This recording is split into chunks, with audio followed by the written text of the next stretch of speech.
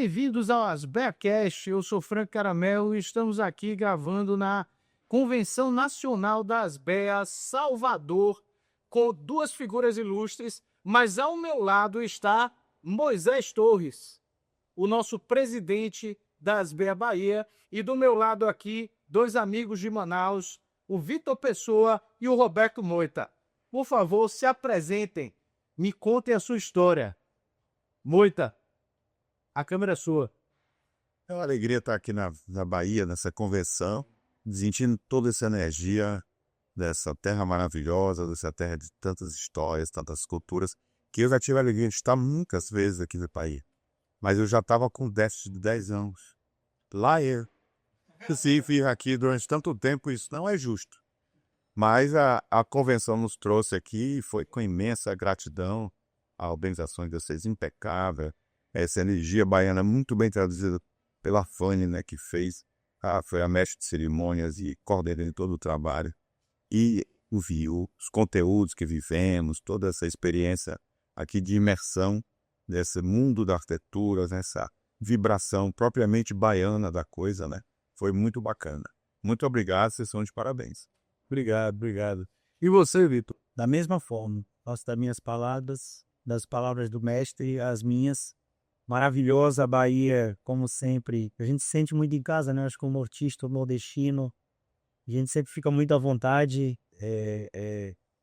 Temos aí foram dias de muitas experiências, grandes mestres, grandes aprendizados, grandes trocas.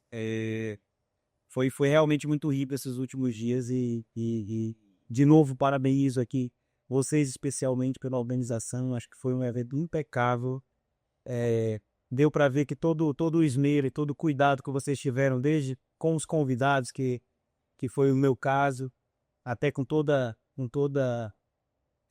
mundo que teve o esforço de vir para cá. Então, foi muito bom. Foi muito bom essa troca. O Moita e o Vitor, eles têm uma história de relação. Eles são de Manaus, né? Mas tem uma história com eles que, inclusive, com o nosso escritório, né? Com a Caramelo Arquitetos.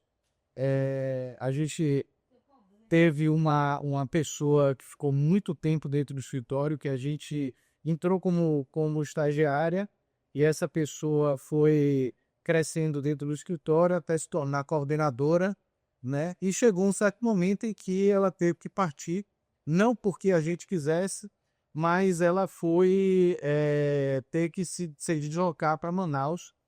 E uma das coisas que ela pediu, né, e a gente obviamente concedeu a ela esse pedido, foi indicar a ela algum local para que ela pudesse tentar se estabelecer em Manaus.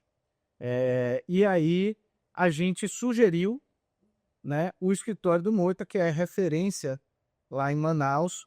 É um escritório que tem uma competência e um gabarito muito grande, né, e formou muita gente lá em Manaus, né, mas aconteceram outros casos que aí eu quero que os dois contem, né, o que aconteceu. E obviamente a gente está falando da Jéssica, que foi vitoriano, que trabalhou lá no nosso escritório.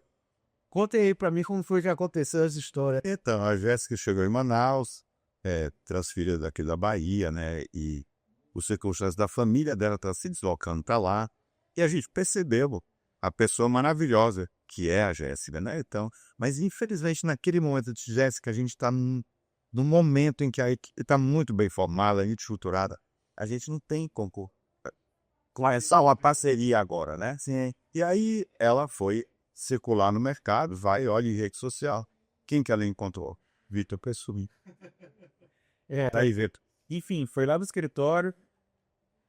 Aí é aquilo, né? Quando vem de uma boa escola, a gente fica logo.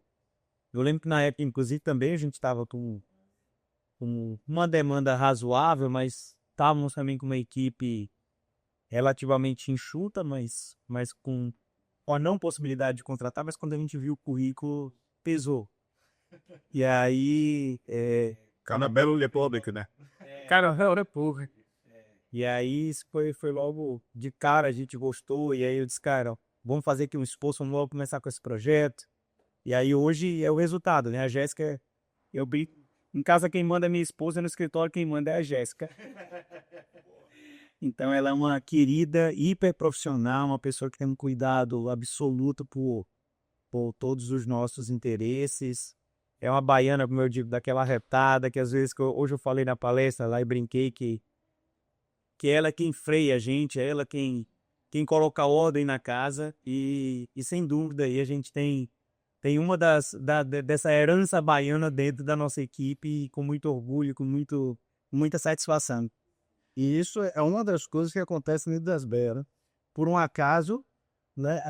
Por a gente ter o conhecimento dessas pessoas, desses profissionais aqui dentro, houve essa troca, né? E essas referências, né? De profissionais, de você, pô, não, falou de tal pessoa, já sei logo, né? Quer que indicação é tal pessoa. E você já chega com a referência de mercado, uma referência de profissionalismo, né? E o gabarito que a própria Asbea fornece para a gente, né? Com todo o seu know-how. Mas me diga outras coisas. O Moita, eu sei que está com um projeto novo lá. Já tem um tempo, na verdade, que está implementando. Você me contou um pouco antes, né? De empreendedorismo dentro lá de Manaus. Você pode contar um pouquinho como é que funciona, qual é a história por trás disso? Claro. Certo. Desde 2007, a gente iniciou um processo de nos colocar um pouco mais além do que a figura simplesmente do arquiteto. Começamos a fazer uma aquisição de terrenos. No primeiro momento, voltado para promover centros comerciais para negócios inovadores. É esse o nosso modelo, né? Então, nós passamos a buscar esquinas energizadas da cidade, subutilizadas, para fazer delas lugares para encantar, para transformar em imóveis para locação, e a partir daí a gente faz uma curadoria de atrair negócios inovadores. Isso foi um hit a nossa carreira, gerou resultados extraordinários, resultados financeiros, resultados concretos, né, do ponto de vista patrimonial. Então, a gente agora está completando quase 20 anos dessa jornada e com um aprendizado muito, muito legal. E na hora que a gente deixa de ser só o profissional que projeta, que concebe, que cria, que desenvolve projetos, mas a gente também se coloca dentro das dores do investidor, do incorporador, que eu sempre digo que incorporar é você agregar valor a um bem, né? Isso é uma atitude muito nobre. A incorporação é uma atividade super nobre. E eu sei que na incorporação nós, arquitetos, temos um papel decisivo. Hoje, muito mais reconhecido do que no passado. Hoje nós ouvimos uma advogada oriunda da Faria Lírio falando quanto que a arquitetura é decisiva como diferencial de produto, como diferencial de tomada de decisão e investimentos. Os investidores entendem que onde há uma boa arquitetura, há uma equação sustentável de longo prazo. Há ali um valor agregado, né? Aquilo que no mundo já é padrão. Né? Você chega em qualquer guia turístico internacional, você tem gastronomia, lugares naturais, cidade, pontos turísticos, arquitetura. A arquitetura faz parte do menu principal das civilizações. E no Brasil isso está sendo reconhecido e melhor ainda, o universo do mercado financeiro.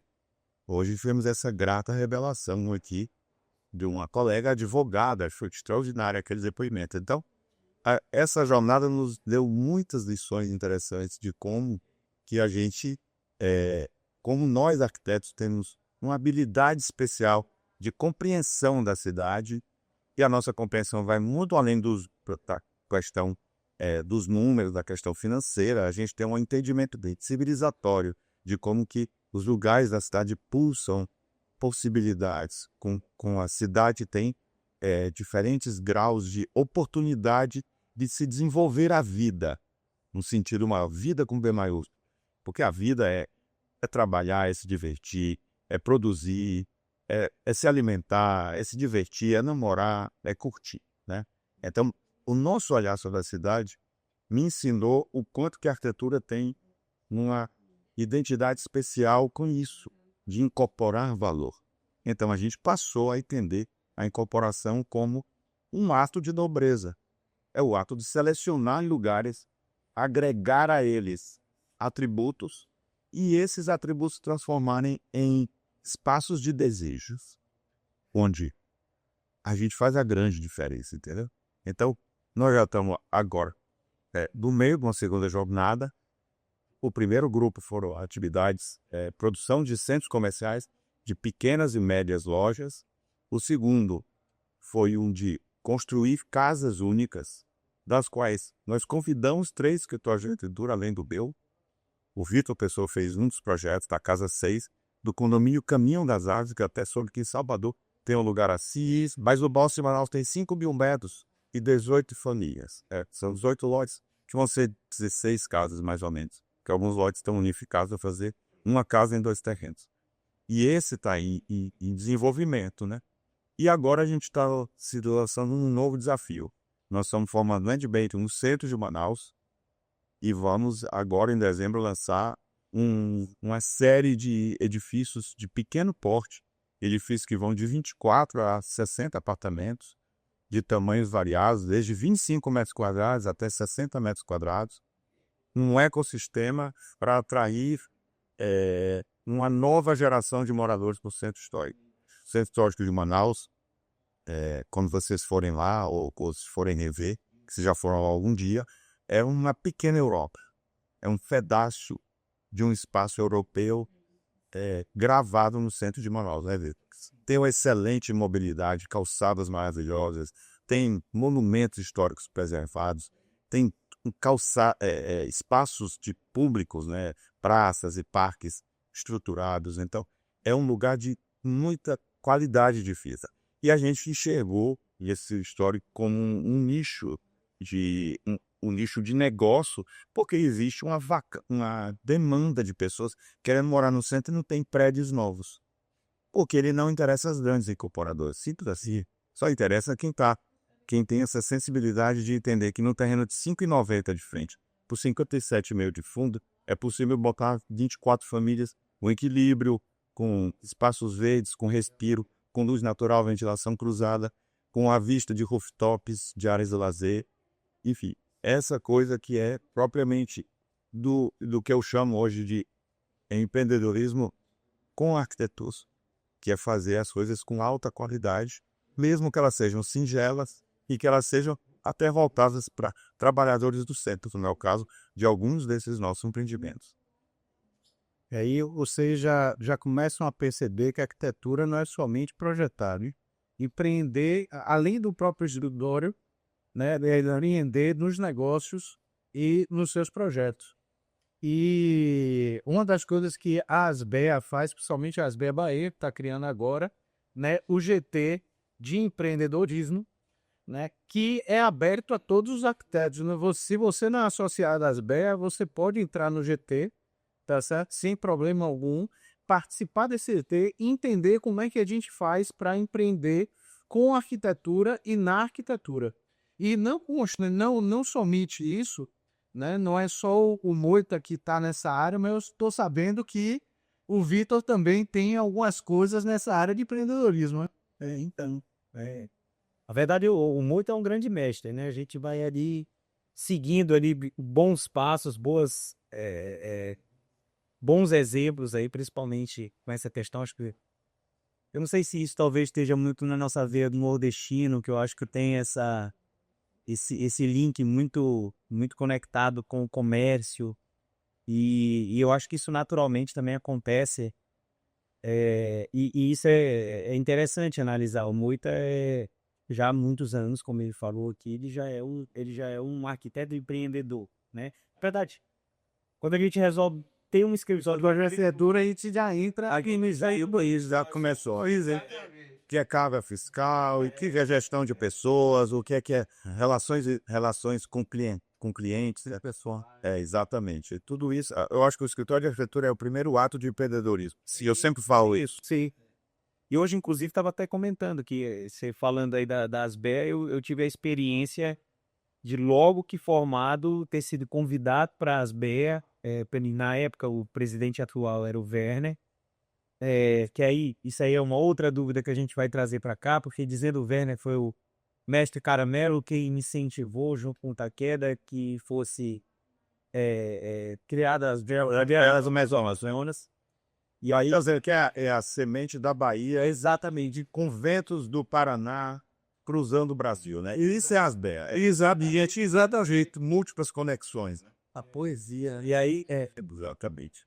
e aí naquela época, o Werner nos convidou, ali, nós éramos praticamente, esse era o interesse, eu já tinha um pouco dessa veia um pouco comercial também, e aí logo de início, assim que formado, eu já quis ter o meu CNPJ, porque eu já entendia que talvez em algum momento eu precisasse profissionalizar muito mais aquele negócio, já entendia aquilo como um negócio. E aí na época a Asbea tinha um incentivo que chamava ASBNE, que eram novos empreendedores, ela tinha uma adesão mais simplificada e muito mais aderente para quem estava começando. E aí, naquele início, a minha intenção foi tentar se aproximar, não só ali de pessoas muito experientes e relevantes no mercado, mas para tentar entender como é que funcionava, as dores, o que eu precisava aprender como um empreendedor ali inicial, qual eram as dores de um grande escritório, etc. E logo ali eu tive a sorte de ter bons padrinhos. O mestre foi um deles, sempre foi muito generoso com a gente. Aí aquilo, a gente começou a empreender, assim que começou a ter ali uma constância de projeto mais relevante e financeiramente um pouco mais confortável para o escritório, a gente entende também que a arquitetura ela é injusta, né? Então, se a gente não tiver ali novas atuações, se você ficar refém só do mercado da arquitetura, Manaus principalmente, que é um mercado hostil e é um mercado muito fechado, porque vive só do seu ecossistema, eu logo cedo comecei a perceber que a arquitetura era a minha paixão, mas ao mesmo tempo tinha essa dor até entender, não se vive só de amor. Exatamente, é um tempo isso. Basicamente é isso. E aí, a partir daí, a gente começou a fazer investimentos em paralelos e hoje a arquitetura ela continua sendo a paixão, mas ela já talvez não seja o maior vetor econômico ali das nossas fontes. Mas funciona muito bem, somos muito felizes. E eu acho que hoje, estava comentando isso com a Cris, que a Cris também enveredou um pouco para o direito, né? Ela incorporou o direito à arquitetura e hoje ela trabalha com direito ambiental. E ela estava dizendo como mais justo, né? Os honorários. Os nossos ouvintes, né?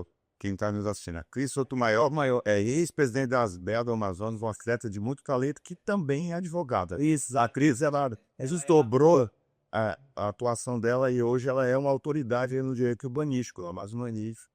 E aí ela é uma coisa importante. Tá? Ela estava comentando isso, né? Diz, cara, como o direito à remuneração ela é mais justa, ela é mais organizada e etc.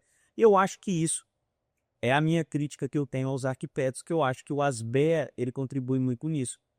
O corporativismo dentro da arquitetura, ele é muito mal visto, né? E aí isso daí é uma coisa que a ASBEA faz muito bem.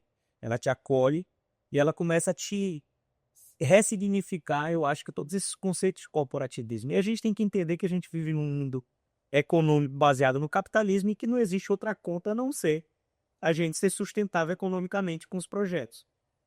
E aí, naturalmente, isso é uma discussão que a gente tem desde sempre. Quanto se cobra um arquiteto?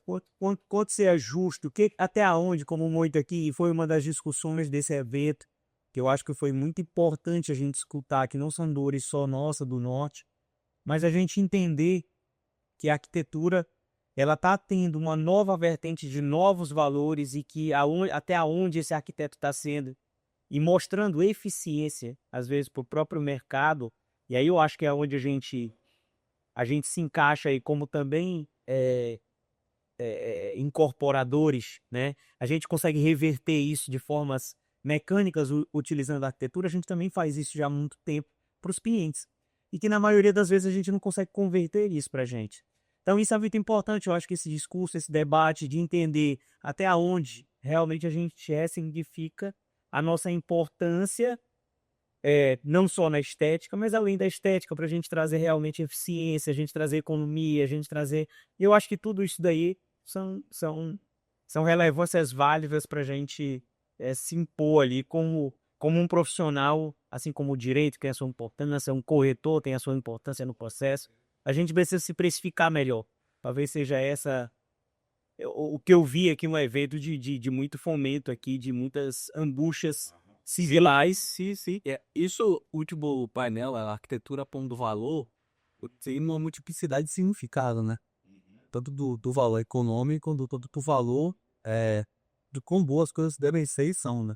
A gente fez essa brincadeira aí para que as pessoas pudessem ter uma liberdade de construir narrativas através dessa indicação, dessa proposição, dessa provocação. Tá? E para provocar, tem um termo que eu ouço muito, né? E eu gostaria que você, Moida, comentasse esse termo, né? As pessoas falam que o 8 é o caboclo high-tech. Que história é essa?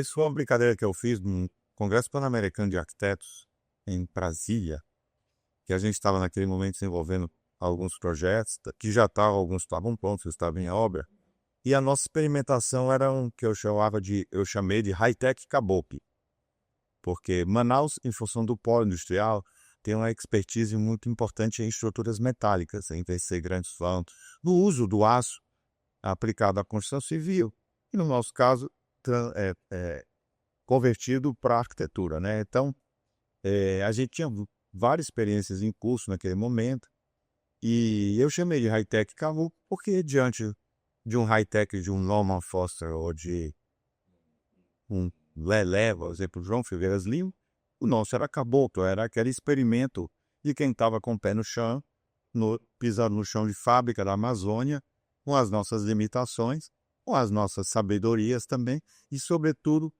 o que eu experimentei várias vezes, que foi uma fusão do conhecimento nativo, florestal e imemorial, ancestral, com o conhecimento da alta tecnologia, traduzido muitas vezes na estrutura metálica, com uma certa industrialização, numa certa produção da arquitetura com baixo impacto, sem resíduos, sem produzir, vamos dizer, fora daquela arquitetura, daquela construção civil tradicional da pedra e cal, né, que é a grande tradição brasileira, oriundo da nossa herança portuguesa. Então, eu brinquei com isso e foi muito engraçado. Me deram uma sala que tinha uns 50 metros quadrados lá naquele congresso de Brasília, e ficou gente do lado de fora, sentado, as pessoas sentaram no chão, porque aquele tema naquele momento, nós estamos falando de 1996 ou 98, talvez, ainda no final do século passado, né?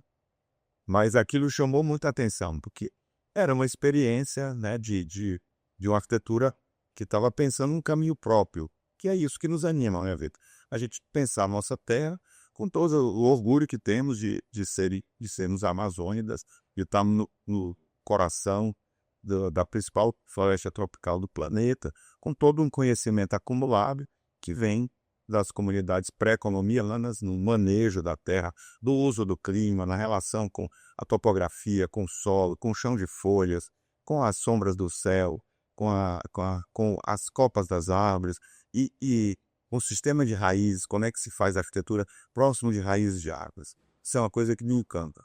E muitas vezes, por exemplo, a gente tem obras recentes que nós usamos uma proteção para vencer 11 metros, 15 cabos de proteção, uma única viga, uma casa pequena, para vencer um vão de 11 metros e não criar o pilar que iria consultar com raízes de um sistema de árvores, por exemplo.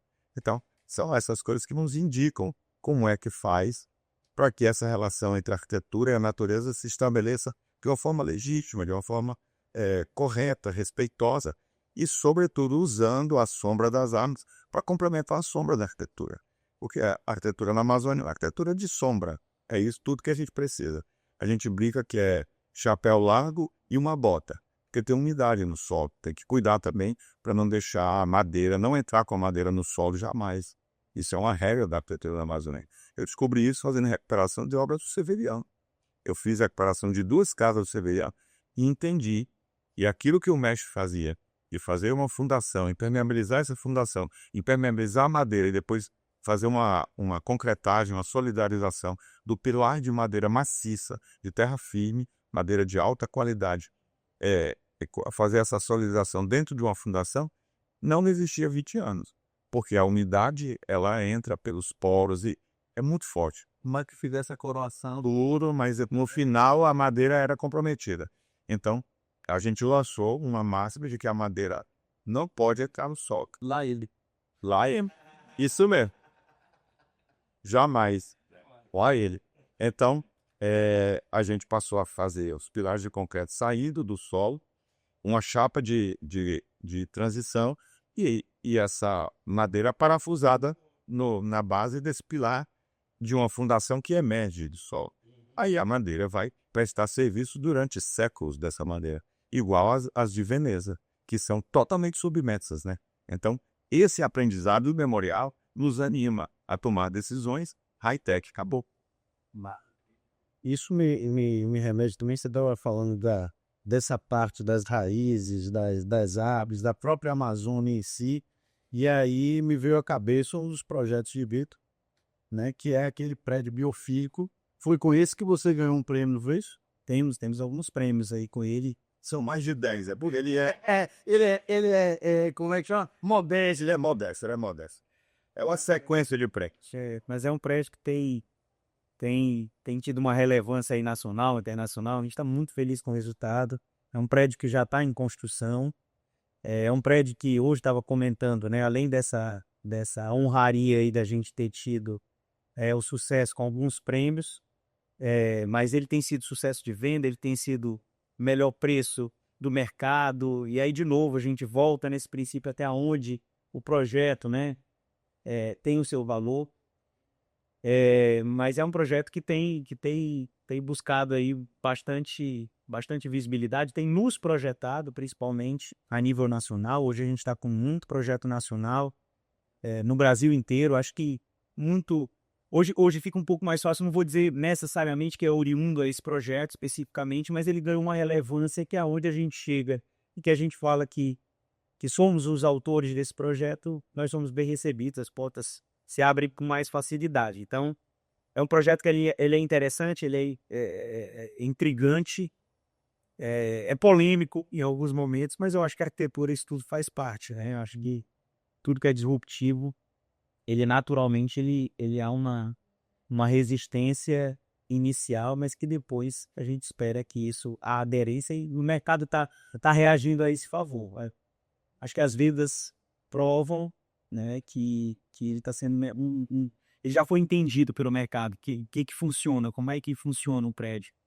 E aí é um prédio que a gente está muito feliz aí com tudo e com a qualidade, que inclusive a incorporadora lá tá tendo um zelo ali, que é um prédio diferente. Ele tem muitas nuances, não só da questão da biofilia, mas desde um concreto, estrutura toda aparente. Então, tá tendo um cuidado além da arquitetura, porque é um prédio realmente, o esqueleto dele é todo aflorado. Então a gente tem quase isso, é uma madeira aparente. São cuidados que a gente sabe que a construção civil artesanal hoje ela banaliza. Esse prédio ele tem um cuidado, tem menos acabamento, mas em contrapartida um cuidado maior com tudo que sai do chão, com tudo que é estrutural, vamos dizer assim.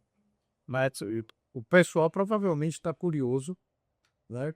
Não sabe o nome, mas ouviu essa descrição, né, do prédio. Diga o nome do prédio e como é que a gente consegue buscar lá na internet para ver, ou no site do escritório, ou no Instagram do escritório. Então, o prédio chama Botânica Office. Ele é um prédio da incorporadora IGEP. Ele é um prédio que tem esse, colocar na internet Botânica Office, vai aparecer com certeza as imagens, mas tem um vídeo super legal, que é um vídeo institucional da incorporadora, tem no YouTube, inclusive é aquele vídeo que eu mostrei no evento. E aí tem também nos nossos veículos de comunicação, que hoje, ou o site ou o Instagram. O Instagram chama VIP Arquitetura, e tem um Trouxa Pessoa, né, que esse projeto ele é específico da Trouxa Pessoa. Só tentando resumir aqui, nós temos 3 escritórios, sendo que eu sou sócio e proprietário da VIP Arquitetura, que é onde a gente nasceu, e a Trouxa Pessoa ela é um escritório mais recente, que é onde a gente tem esses projetos junto com o Wuhan Trouxa, desde 2019, que a gente já estabeleceu uma parceria, e aí a gente tem um terceiro escritório, que é esse escritório que atua muito no mercado imobiliário, com obras e com metragens acima de 1.500 metros quadrados. A gente naturalmente trata tudo para dentro desse escritório. É um escritório que tem ganho aí muitas relevâncias devido aos prêmios, devido a essa aderência comercial, devido a uma arquitetura mais autoral e muito atuante. Acho que hoje a gente tá com um mercado aí bem abrangente, além de Manaus, que era a nossa zona de conforto aí. E outra coisa que a gente tinha conversado bastante, aliás, com os dois, e que eu acho que muitos dos que estão assistindo têm uma impressão diferente disso e acha que é a mesma coisa que acontece dentro do meu escritório, dentro do escritório do meu pai, e a mesma coisa com minha irmã, muito pelo sobrenome ou pela quantidade de prêmios que foram ganhos e tudo mais, e a impressão de que a nossa arquitetura é cara. Na minha arquitetura é o mesmo valor que todos os outros arquitetos. Tá certo? A única diferença é que eu primo pela qualidade, seja ela do projeto, seja ela da arquitetura, e que isso tem um valor que gera preço. Porém, depende do que você vai colocar e o que você quer naquele empreendimento. Tá certo? Seja ele uma estrutura de qualidade, seja ele um revestimento de qualidade, obviamente tudo isso tem um preço, certo? Mas o meu valor é um ganho, né?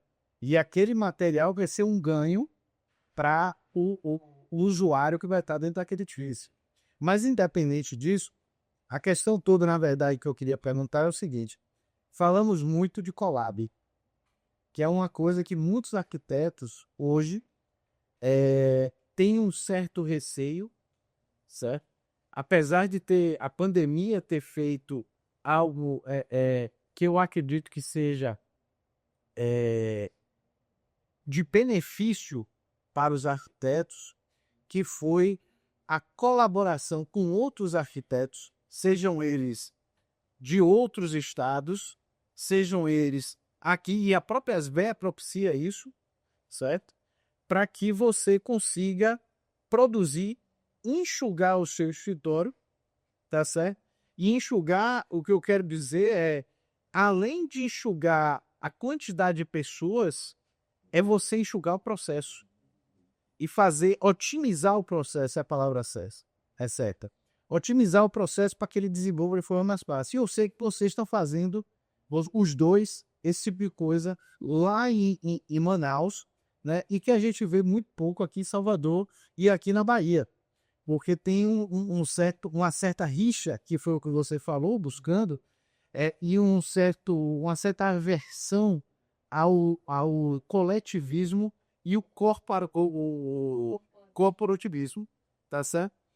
E me digam como isso funciona para vocês lá em Manaus, com vocês dois, inclusive, que vocês já tinham citado, e com os outros colaboradores que vocês têm, inclusive o próprio trouxa que você trouxe aqui. Né? Como é que funciona isso para vocês dois, por favor?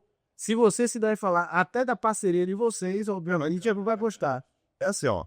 Em primeiro lugar, quando a gente entende que a arquitetura é uma arte, uma ciência, uma técnica coletiva, a gente sabe que o diálogo pode ser muito importante, pode ser muito produtivo, né? Então,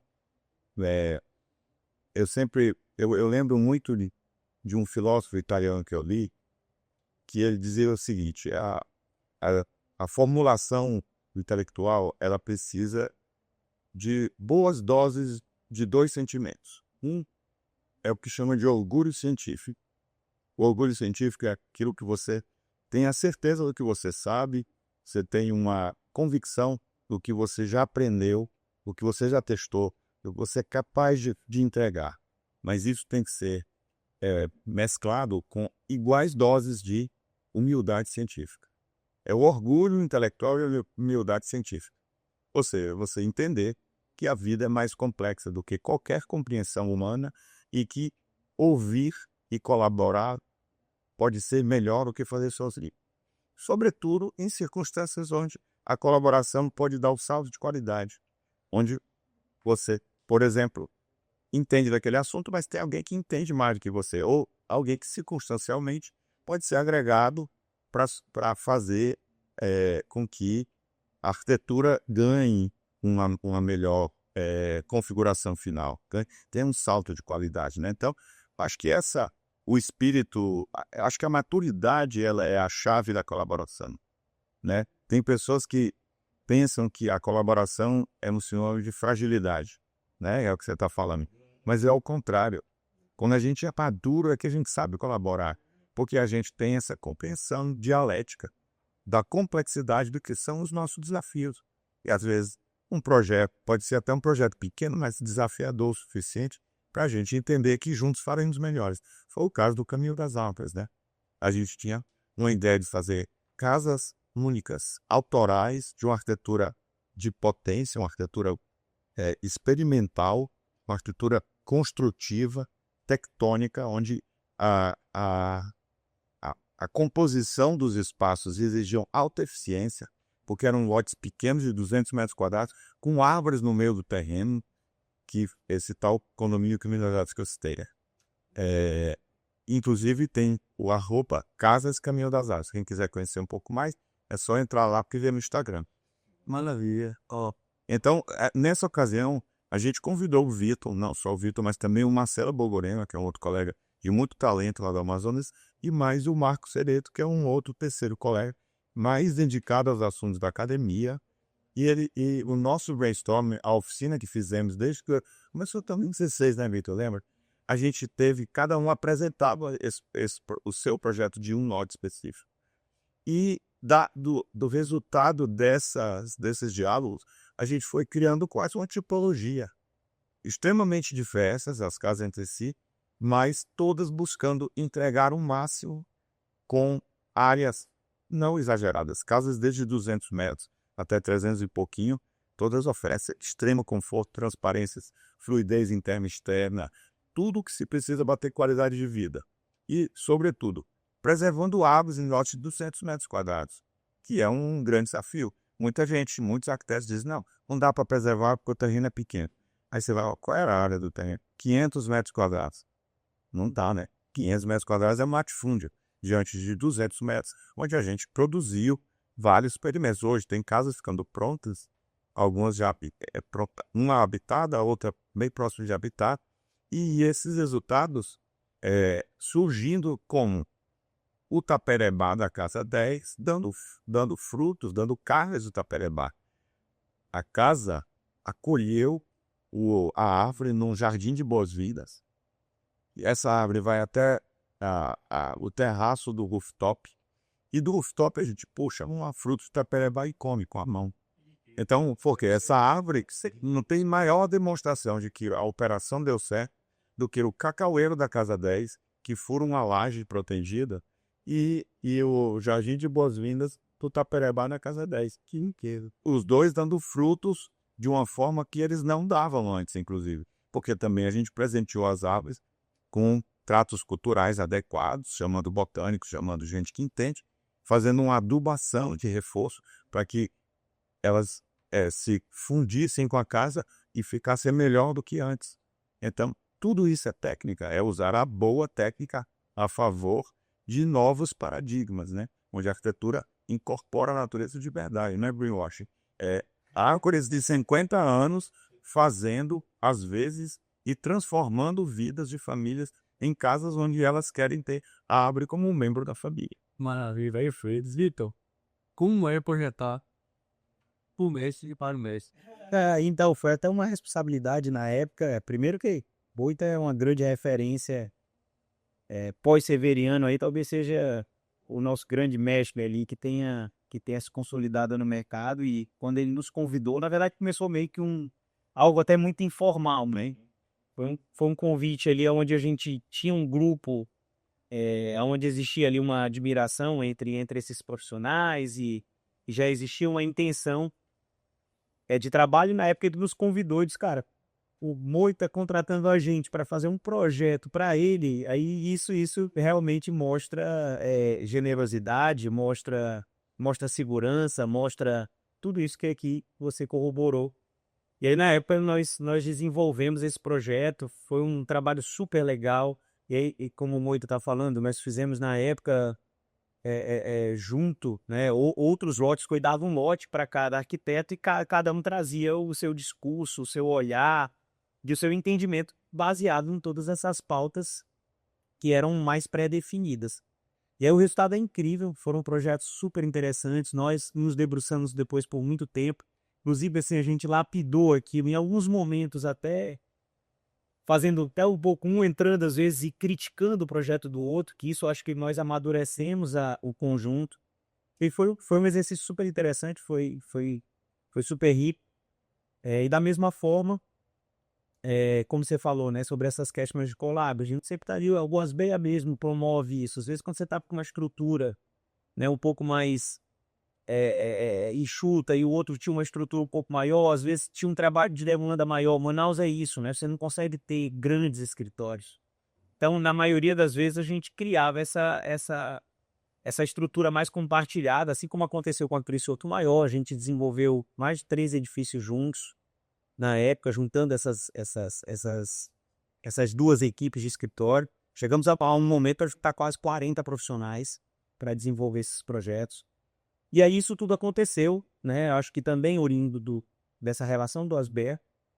E aí, recentemente, de fato, a gente teve uma dessas collabs com o Wuhan e dessa collab a gente realmente transformou o negócio em um negócio. Nós criamos uma terceira empresa e aí essa empresa é uma empresa onde ela é limitada e aí baseada onde a gente doutrinou ali uma metragem mínima para a gente continuar nas nossas duas empresas, uma outra metragem que ela seria já segmentada para essa outra empresa. E é nela que a gente vem construído também, depois de uma collab, uma consolidação de uma empresa a mais de arquitetura. Mas enfim, isso tudo são nuances aí das nossas vivências dos dias a dias, mas que a gente... Acho que lá no fundo é um pouco isso, né? Esse discurso compartilhado, a gente sempre muito mais soma do que naturalmente, individualmente, eu acho que a gente perde mais. Perfeito. Eu vou fazer agora um bate-bola com os dois, um jogo rápido, que eu faço com todos os convidados que vêm aqui. É tipo, agora com Gabi, né? É quase isso. Isso. E cara, só perdeu lá e fez lá. A todos os Maria, veja. Tem que sempre lembrar da quinta série baiana. Sim. E ela é um modo de segurança. A todos que vêm aqui, eu faço a mesma pergunta e cada um me dá uma resposta mais surpreendente que a outra. Eu vou fazer uma pergunta para um e depois eu vou fazer outra pergunta para o outro. Eu vou começar com você, Vitor. Opa! Forma segue a função segue a forma. Putz. É para pensar mesmo. Então, eu acho que isso é tão relativo. Bem, eu sou de um escritório, eu tenho cada vez me desapegado mais a sistemas ortodoxos. Eu acho que não é papo de diplomata, não, mas eu vou dizer que em alguns casos a gente segue uma doutrina, em outros casos a gente segue outra doutrina. Eu acho que isso que é a beleza da arquitetura. Nem sempre um quadro é pintado com a mesmo pincel ou com a mesma... Acho que a forma de arte ela é representada de diversas formas, que seja começando pintando ou começando rasgando, tanto faz. Eu acho que lá no fundo o que importa é o resultado e essa forma de expressão aí, ela vem de várias formas. Eu diria que um pouco dos dois. E aí eu vou emendar de novo, mas eu vou voltar para você. Ao mesmo tempo, você falou aí que arquitetura como arte, certo? Mas arquitetura é só arte? Não, eu já acho que a arte é um dos temas que rege a arquitetura.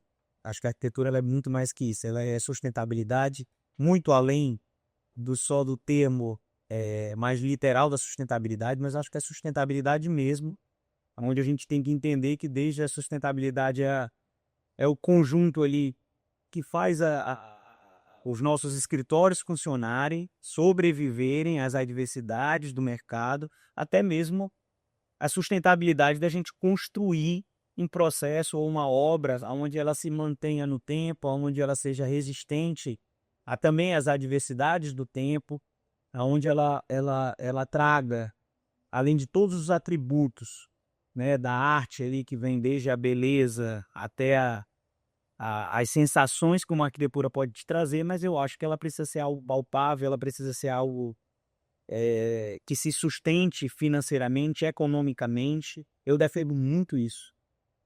Cada vez mais eu acho que a arquitetura ela pode ir muito além do que só sensações. Ela realmente ela pode ser tudo isso e ela ainda ser monetizada e ela ser aproveitada e ela lá no fundo ela ser um patrimônio, né, a mais, ela ser um conjunto que traga mais valor para aquele determinado lugar.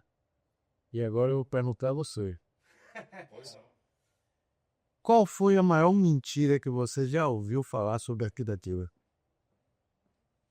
Consigo lembrar, Branca, de uma mentira. Sei, talvez a gente tenha alguns mitos, né, na nossa profissão. Não propriamente mentiras, mas assim, o mito do gênio, por exemplo, né?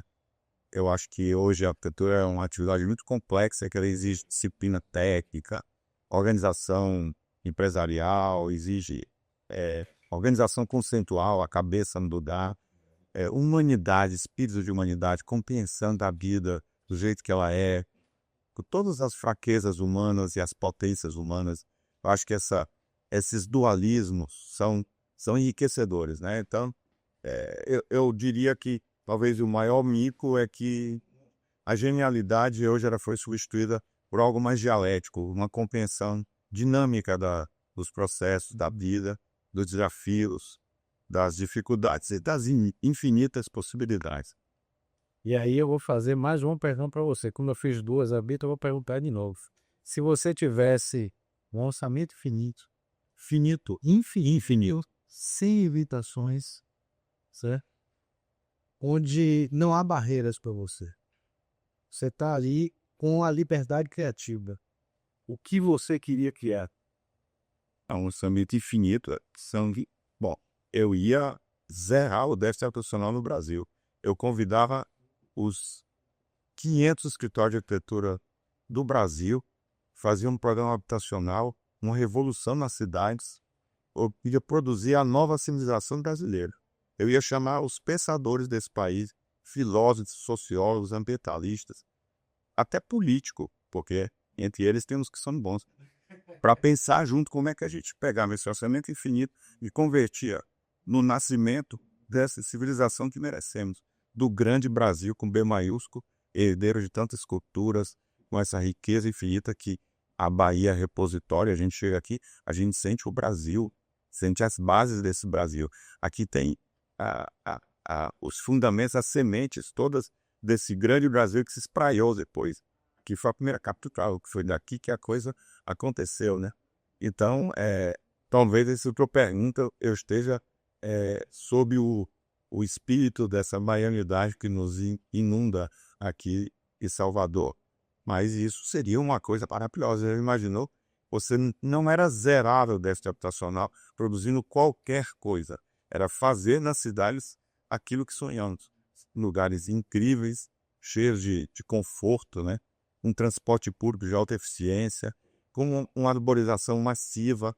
As cidades todas seriam cidades florestais, seriam lugares em que a vida poderia florescer, com o espírito de caminhando a 15 minutos, você já é cidade de 15 minutos, que é um sonho, né? E que Manaus, por exemplo, tem o centro histórico, que é uma cidade de 15 minutos. Salvador também tem, né?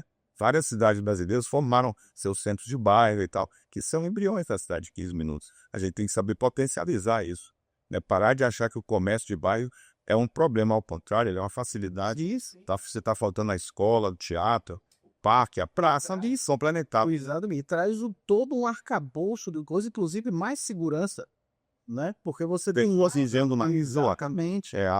As calçadas inundadas de gente são a forma da segurança urbana, né? O mundo inteiro sabe disso. E a gente ainda aposta em cidades rodoviárias, andando de carro para lá e para cá.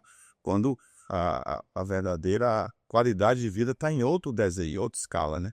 Então, eu acho que o legado da arquitetura e do urbanismo contemporâneo é sonhar com essas cidades reinventadas, né? E a gente pode ir fazendo isso, mesmo sem esse orçamento infinito. Essa é boa notícia. Andando e fazendo isso a partir do que a gente chama, né, Vitor, de pequenas acupunturas urbanas, colocando o edifício que falta para o bairro, colocando o predinho de escritório, o predinho de habitação. Exatamente, o grande Jaime Lerner fez isso, e Curitiba não é à toa, que é reconhecido internacionalmente. Sim, então seria a Moita City. Já dei meu voto. Eu acho que essa tua proposta de orçamento infinito, ela impulsiona as utopias mais utopias inimagináveis. A ideia é essa. A ideia é essa, é estimular a criatividade, o pensamento. Eu te garanto que tem outras pessoas que estão assistindo ali e estão pensando a mesma coisa que você, tá certo? Ou às vezes, em cima dessa ideia, acaba criando uma outra coisa. É verdade.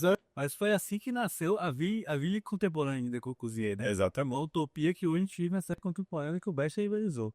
Exatamente. Mas para finalizar, de vez, eu quero que vocês deixem um recado, certo? Tanto para os arquitetos que estão aí e não conhecem as BEA, certo? Quanto um recado de vocês para os arquitetos, certo? Tanto para falar sobre a própria arquitetura, né? Se fosse eu estou aqui com um arquiteto recém-formado, ou eu estou com o meu escritório de arquitetura e ele está começando e eu não sei para onde eu vou, eu estou meio perdido. Qual é o recado que você dá para esse arquiteto, certo? E qual conselho você daria para ele? Então, eu já diria, comem nesses dois. Lá ele. Dobrado. Esse eu já entrevistei plano de baianos. Mas seria isso, cara, tentar tá com os bons, vai atrás dos bons e sem dúvida o Asber, ele já é o começo. Eu de novo, repito aqui, fiz parte dessa história desde o início, entendi muito cedo que para eu me profissionalizar eu teria que estar ao lado de quem já está à frente do mercado. E eu acho que o Asber é o grande, talvez, fomentador de uma forma muito mais democrática, de uma forma muito mais humana e, ao mesmo tempo, com esse corporativismo que ele é necessário em tudo que rege a sociedade moderna, né? Então, eu acho que o grande conselho é se afiliar a esses grandes acertadores do mercado, que eu diria que são esses escritórios bem-sucedidos que hoje estão dentro do Asber, né? São escritórios sustentáveis. Desse eu acho que seria a minha primeira grande dica. E a segunda, né? Que a primeira é colar neles. Vai, ó. Depois fica aí eles 2 dias. Vai lá, mestre. Olha, eu sempre dei uma dica para os jovens arquitetos que façam uma obra relevante por ano. Cuidem delas como uma joia da coroa. No começo da vida profissional, você tem poucas oportunidades, mas a reforma da casa do primo, até a oportunidade de fazer primeiro prédio autoral, trate isso como algo extraordinário, onde você vai colocar tudo que você aprendeu e cuide da obra para que ela seja leal, fiel ao seu projeto. Eu acho que isso é um grande desafio. No começo, você conseguir fazer com que a obra traduza tudo que você sonhou. Ou seja, detalhe as coisas muito bem, faça questão de acompanhar a obra para você ter aqueles resultados que representem a sua alma de arquiteto, de criador, né? Mas eu também acho que a gente precisa estimular para além dos arquitetos, né? Nós podemos no YouTube, tá? No nosso podcast está chegando e não arquitetos também. Sim, sim. Então eu acho que a gente precisa aprender a dialogar com a sociedade em geral, né? Porque a arquitetura é muito incompreendida. A arquitetura, aqui a gente falou de tantos temas, né? Mas a arquitetura é muitas vezes entendida como a produção das obras dos ricos, né? Sim, quando hoje no mundo inteiro a arquitetura cada vez mais é uma disciplina da democracia. A democracia plena precisa de arquitetura. Perfeito. Civilizado, o mundo ocidental, a Europa ocidental, os Estados Unidos, a Ásia hoje, os arquitetos produzem 80% do que se constrói na cidade. No Brasil é o inverso. Mais de 80% não é com a arquitetura. Então, nós temos no Brasil um déficit civilizatório de arquitetura. Então a gente precisa que as pessoas entendam qual é o nosso papel, o quanto nós vamos agregar em qualidade de vida para todos. E a FETUC está no ponto de ônibus, está no desenho urbano, está na solução da praça, está no desenho do parque, está no mato, o zoneamento da cidade, está na definição das regras de quais são os limites para construir aqui, ali e acolá. Está na arquitetura dos edifícios, está na arquitetura da escola, da casa de cada um, está na arquitetura de interiores dos apartamentos, né? Está na arquitetura de interiores dos edifícios institucionais, está na arquitetura pública e privada em geral. Então, a nossa contribuição para a melhoria da civilização brasileira, ela é muito ampla. E é essa compreensão que nós, cada dia mais, temos que tentar fazer com que a sociedade entenda, para que a gente seja acolhido nessas demandas, né?